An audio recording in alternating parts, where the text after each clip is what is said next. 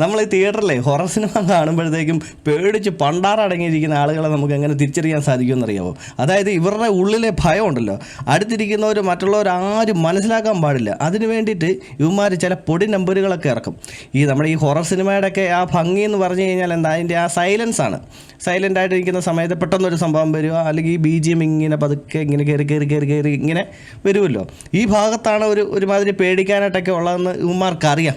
അപ്പോൾ ഈ സൈലൻസിനെ ഇവന്മാർക്ക് ബ്രേക്ക് ചെയ്യണം.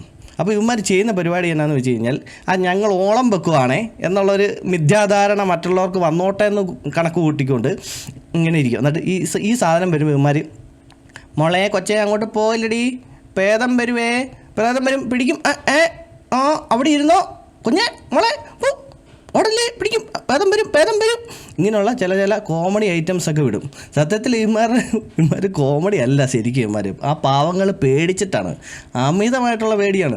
നമുക്കും പേടിയുണ്ട്, ഇല്ലെന്ന് ഞാൻ പറയുന്നില്ല. പക്ഷേ ഇവരുടെ പേടിയെന്ന് പറഞ്ഞു കഴിഞ്ഞാൽ പേടിയുടെ പീക്ക് ലെവലാണ് ഇവന്മാർക്ക്. സീറ്റിലൊക്കെ ഇരുന്നിട്ടേ മൊത്തത്തിൽ ഇരുട്ടും കൂടെ അല്ലേന്നേ, ഭയമാണ്. അപ്പോൾ ഇത് മറ്റുള്ളവർ അറിയാൻ പാടില്ല. അതുകൊണ്ട് ചെറിയ തമാശയാണെന്ന് ഉള്ള രീതിയിലാണ് ഇവന്മാരുടെ വെപ്പ്. പക്ഷേ നമുക്ക് മനസ്സിലാകൂല എന്നാണെന്ന്, ഇവന്മാർ പേടിച്ച് വണ്ടാറടങ്ങിയിരിക്കുകയാണെന്ന്.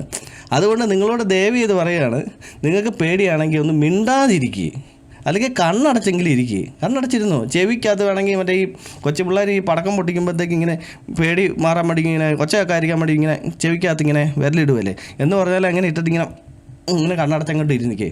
ഇപ്പോൾ ഞാൻ ഈ വിഷയം സംസാരിക്കാനുള്ള ഒരു പ്രധാന കാരണം എന്ന് പറഞ്ഞു കഴിഞ്ഞാൽ, ഡൈസിറായ അടുത്ത ദിവസം ഇറങ്ങുകയാണ്. അപ്പോൾ ഈ ഡൈസിറായ കാണുമ്പോൾ അറിയാമല്ലോ, ഹൊറർ സിനിമയാണ്.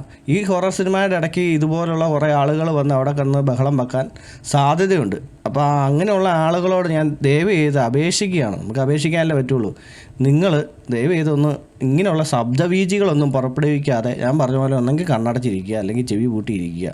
മറ്റുള്ളവരെങ്കിലും ഒന്ന് മര്യാദയ്ക്കൊന്ന് ആ സിനിമ ഒന്ന് ആസ്വദിച്ചോട്ടെ, അതിന് വേണ്ടി പറഞ്ഞെന്നുള്ളൂ. എന്നോട് ദേഷ്യപ്പെടുക ഒന്നും ചെയ്തതേ, നമ്മളൊരു സിനിമാ ആസ്വാദകനാണ്. അപ്പോൾ നമ്മൾ അപേക്ഷിക്കാനല്ലേ പറ്റുള്ളൂ. ഒന്ന് ശ്രമിച്ചു നോക്ക് പ്ലീസ്.